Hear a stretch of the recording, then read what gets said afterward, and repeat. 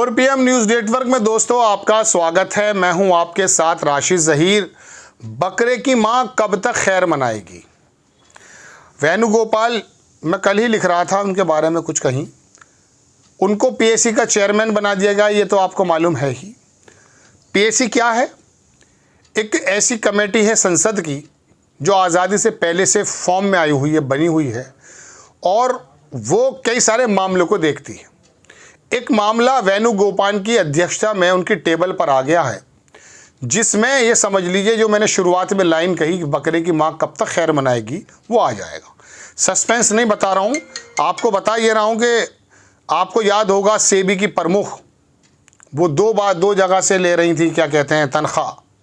मैं आपको बताऊं, पहले भी जब वो आईसीआई में कर रही थी, उससे पहले भी एक कंपनी में वहाँ तब भी 2 जगह से ले रही थी। और कितना पैसा उनका किस जगह था, कहाँ था, ये सब आप जानते हैं। कौन कौन से देश के बड़े उद्योगपति से उनके क्या ताल्लुक़ हैं और किस प्रकार से उनकी लेटरल एंट्री हुई। Lateral entry in the sense के अब तक इस पद पर, यानी कि सेबी प्रमुख के पद पर जितने भी लोग आए हैं वो ब्यूरोक्रेसी से आए। लेकिन मोदी जी की मेहरबानी थी या भारतीय जनता पार्टी की मेहरबानी थी या किसी देश के बड़े उद्योगपति की मेहरबानी थी, ये वहाँ जम गई और कई जगह से वो लेती रहीं। और उसके बाद इनका पैसा बाहर के देशों में और दुनिया भर की उन कंपनीज़ में लगा रहा। ये हिंडनबर्ग ने भी बताया था।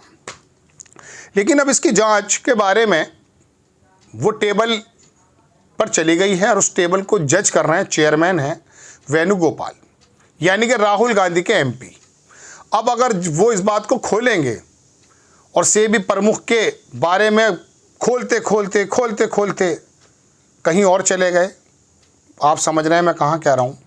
किससे कांटेक्ट थे आपके, किसकी कंपनी में पैसा लगा था आपका, आपको लेटरल एंट्री के माध्यम से आपके अंदर कौन सी ऐसी सलाहियत देखी गई थी जो आपको सेबी प्रमुख बना दिया गया था, और आप क्या क्या करती रहीं। और फिर सेबी के बारे में कोर्ट्स ने भी क्या क्या कहा है, ये भी आ सकता है। मैं ये नहीं कह रहा हूँ कि वो कोर्ट को भी उसके अंदर ले लेंगे, लेकिन कोर्ट भी इसमें दखलंदाजी नहीं कर सकता पीएसी के संबंध में। ये कमेटी दरअसल जेपीसी और पीएसी टाइप जो हैं दोस्तों, ये वाकई संविधान की बुनियादों को क्या मजबूत करती हैं। मुरली मनोहर जोशी और बहुत सारे लोग मुझे याद आ जाते हैं 2G स्पेक्ट्रम के दौरान, और भी कई जगह जिन्होंने अध्यक्षता की है। और इसके अंदर भारतीय जनता पार्टी के भी लोग हैं। इसके अंदर बंगाल की वो जो एमपी हैं महुआ, वो भी हैं, निशिकांत दुबे भी हैं मेंबर्स में, बहुत सारे लोग हैं। लेकिन वेणुगोपाल अगर जब इसकी अध्यक्षता करते हुए इसकी जांच करेंगे तो उन तमाम जो इससे जुड़ी हुई संस्थाएं हैं उनको भी तलब कर सकते हैं। ज़रा आइए, सेबी तो है और बाकी जो लोग हैं कि किसी को भी बुला सकते हैं, वो नियामक जितनी भी संस्थाएं हैं। ऐसे बारे में अब ये समझ लीजिए कि अब आया ऊंट पहाड़ के नीचे। अभी तक तो आप हिंडनबर्ग को इस तरह से नेगलेक्ट कर सकते थे, कर रहे थे। देश की सॉवरेनिटी पर हमला है विदेशों का चलिए करते रहिए। इटली से तारीफ होती है मोदी जी की तो सीना फाड़ फाड़ करके अंधभक्त आ जाते हैं इन फ्रंट ऑफ व्यूज़ और देखते हैं कि देखिए हमारे पापा की तारीफ हो रही है। पापा मैं इसलिए कह रहा हूँ कि वो संबित पात्रा भी कह रहा था एक मर्तबा, कन्हैया लाल, बड़ी मशहूर हुई थी वो बहस। हालांकि ये बहसें मुबाहिसे किस हद तक गिर चुके हैं ये तो टीवी पे आप बारहा देख चुके, लगता ही नहीं कि पढ़े लिखे लोग बात कर रहे हैं। हाँ, कभी कभी कटाक्ष हो सकता है, लेकिन अपनी ज़ात पे उतर आना। अब एक प्रवक्ता को देख रहा था मैं, वो बीजेपी का नया प्रवक्ता बना है, और बदकिस्मती ये कि मैंने भी उसे अपने घर पे एक बार चाय पिलाई, टीवी में काम करता था। वो प्रवक्ता कौन है? आपको याद होगा मुंबई में एक लड़का इतना उछल करके रिपोर्टिंग कर रहा था कि उसने कुछ मिनट या कुछ सेकंड में ही इतनी बार इधर से उधर हुआ कि वो बंदर को मात कर गया। बंदर को मात कर गया। भंडारी नाम है उसका। मुझे उससे कोई ऐतराज़ नहीं, उसके अंदर तो वायरस था, दिमाग में गोबर था, आज भी भरा हुआ है। बताऊंगा कैसे, लोग कहते हैं, मैं नहीं कह रहा हूँ।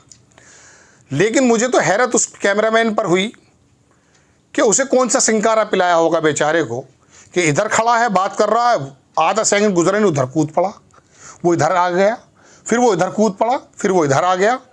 आप यकीन मानिए मुझ जैसे आदमी से अगर कोई यूँ कहे कि आप कैमरा चला लीजिए तो 2.5-3 मिनट में हार्ट फेल हो जाएगा। लेकिन उसके अंदर एनर्जी थी और वो एनर्जी इतनी पसंद आई कि गब्बर को पसंद आ गई और गब्बर खुश हो गया, इनाम दे दिया गब्बर ने। अब इनाम क्या दिया, फिर वो उस चैनल से निकाला गया या निकला, बहरहाल वो दूसरे चैनल में आ गया, एंकर बन गया वहाँ पर।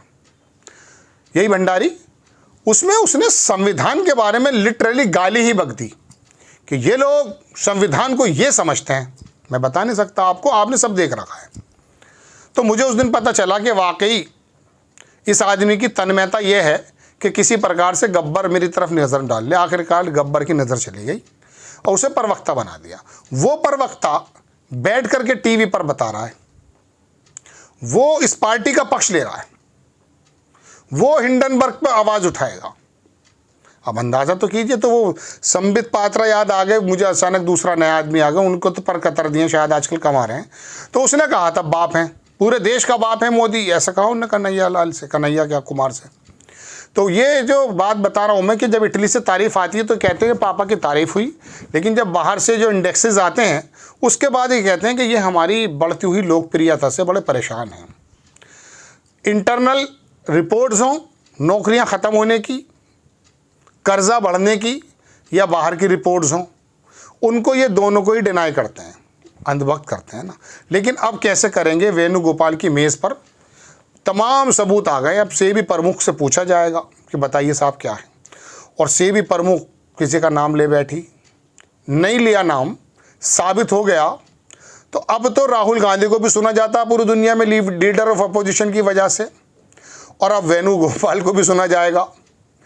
अब उनको सुना जाएगा तो पता चल जाएगा सरकार का, उद्योगपति का, सेबी प्रमुख का, DRI का, और ये तुम्हारा ED है, OD है, नीडी है, जो भी कुछ है सारे 5-7, इनकी सब की बात खुलने आ जाएगी, एक से एक जुड़ जाएंगे तार।